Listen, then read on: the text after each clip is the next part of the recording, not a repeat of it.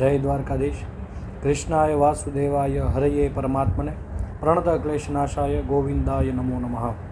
આજે તારીખ 7/9/2025 અને ભાદરવા માસની પૂર્ણિમા.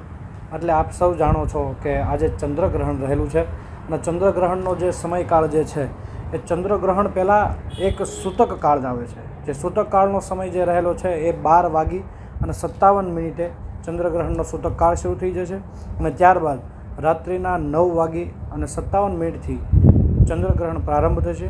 અને ચંદ્રગ્રહણ દરમિયાન ઘણા બધા નિયમો પાળવાનું હોય છે, ઘણા બધા સૂતકો લાગતા હોય છે. તો જેમ કે ચંદ્રગ્રહણ શરૂ થતાના થોડા સમય પહેલાં એટલે 9:57 ચંદ્રગ્રહણ શરૂ થશે, તો 9:30 સુધીમાં આપણે સ્નાન ઇત્યાદિ કર્મ કરી અને આપણી બીજી પૂર્વ જે તૈયારીઓ હોય છે, જેની અંદર પૂર્વ તૈયારીઓમાં આપણે ડાભ હોય છે, દર્ભ.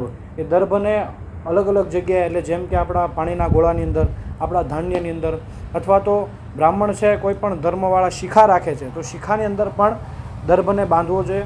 આવા ઘણા બધા નિયમો રહેલા છે. સ્નાન વિધિ કરી અને પછી ચંદ્રગ્રહણના સમય દરમિયાન ચંદ્રગ્રહણની અંદર બેસી અને મધ્યકાળ આવે. એ મધ્યકાળ જે આજના રોજ જે ચંદ્રગ્રહણ છે એ ચંદ્રગ્રહણનો મધ્યકાળ જે છે એ મધ્યકાળ 11:42 છે. મધ્યકાળમાં પણ એક વખત સ્નાન કરવું જોઈએ. સ્નાન કરી તમારી શિખાની અંદર રહેલો દર્ભ છે, દર્ભને બદલી અને વળી પાછું આ જે ચંદ્રગ્રહણ છે એ રાત્રે 1:29 આ જે છે એ મોક્ષકાળ શરૂ થઈ જશે. એટલે કે ચંદ્રગ્રહણ પૂર્ણ થશે. એ ચંદ્રગ્રહણ પૂર્ણ થયા બાદ સ્નાન વિધિ કરી યજ્ઞોપવિતને બદલી જેટલી જગ્યાએ પણ આપણે દર્ભ મૂકેલા છે પાણીની અંદર, ધાન્યની અંદર, એ દર્ભને બહાર કાઢી અને પછી બધી જ જગ્યાએ ગંગાજળનો છંટકાવ કરવો, સ્નાન વિધિ કરવી અને પછી ભગવાન ઠાકોરજીની, શિવજીની આપણે જે કોઈ પણ કૃપાથી એમની પૂજા અર્ચના કરતા હોય પૂજા અર્ચના કરવી જોઈએ. આ ચંદ્રગ્રહણ દરમિયાન કઈ કઈ રાશિને કેવા પ્રકારના ફળ મળશે એ ફળનું હું તમને ધ્યાન કહું છું. તો મેષ રાશિ જે છે એ મેષ રાશિવાળાને અચાનક નાણાકીય લાભ થવાની શક્યતાઓ છે અને તમારા સ્વાસ્થ્ય ઉપર થોડું આ ચંદ્રગ્રહણ અસર કરી શકે છે, માટે તમારા સ્વાસ્થ્યનું પણ ધ્યાન રાખવું. વૃષભ રાશિ, તમારા કાર્યક્ષેત્રની અંદર તમારા ફેરફાર થઈ શકે છે, જેની અંદર તમને લાભ પણ થઈ શકે અને નુકસાન પણ થઈ શકે છે. એ માટે તમારા કાર્યક્ષેત્રની અંદર પણ તમારે ધ્યાન રાખવું.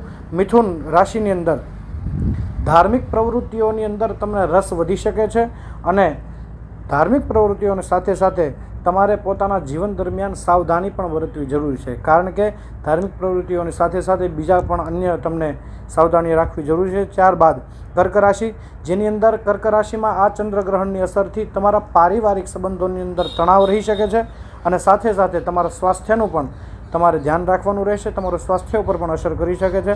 ત્યારબાદ સિંહ રાશિ, જે સિંહ રાશિની અંદર વ્યવસાય માટે શુભ રહેશે આ ચંદ્રગ્રહણ અને સાથે સાથે તમારે વિવાહના જીવનની અંદર પણ સાવધાની બરતવી જરૂરી છે.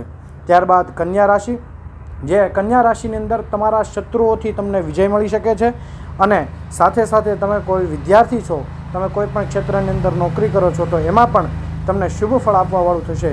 તો કન્યા રાશિવાળાને પણ શત્રુઓથી વિજય મળી શકે છે. ત્યારબાદ તુલા રાશિની અંદર પારિવારિક તણાવો વધારે રહી શકે છે. તમારા પરિવારની અંદર તમારાથી બોલવા કરવામાં ફેર પડી જાય તો પણ તમને તણાવ રહી શકે છે, ઘણા બધી અસુવિધા ઉત્પન્ન થઈ શકે છે, માટે એમાં પણ ધ્યાન રાખવું.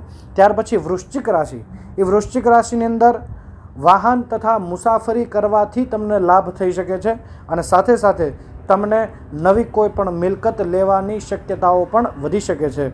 અને સાથે ધનરાશિ પણ શુભ ફળ આપવાવાળી છે. તમારા ભાગ્યનો ઉદય થશે અને બાકી રહેલા તમારા જે અધૂરા, જે મનના વિચારો કરેલા જે છે એ અધૂરા કાર્યો જે છે એ પણ આ ચંદ્રગ્રહણની અંદર ધનરાશિવાળાને પૂર્ણ થશે.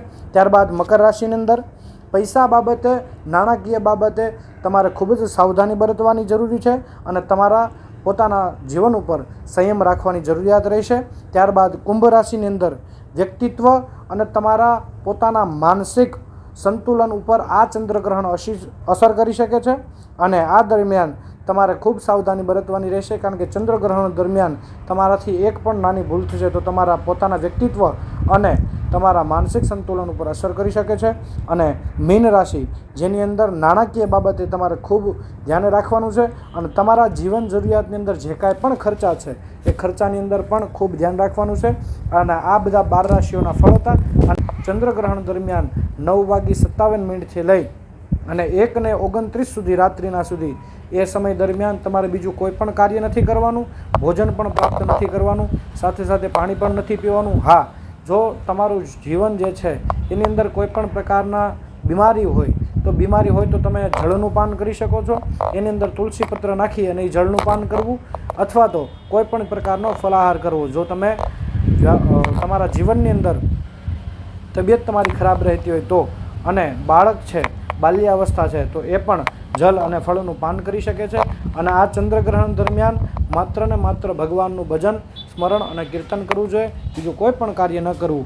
અને તમારું રહેલું ભોજન જે છે, ચંદ્રગ્રહણ દરમિયાન રહેલું તમારું ભોજન હોય તો એ ભોજનને પણ ગ્રહણ પછી આરોગવું નહીં. નવું ભોજન બનાવી, પુનઃ ભોજન બનાવી અને પછી તમારે આરોગવું. આ ચંદ્રગ્રહણનું મહાત્મ્ય છે. જય દ્વારકાધીશ.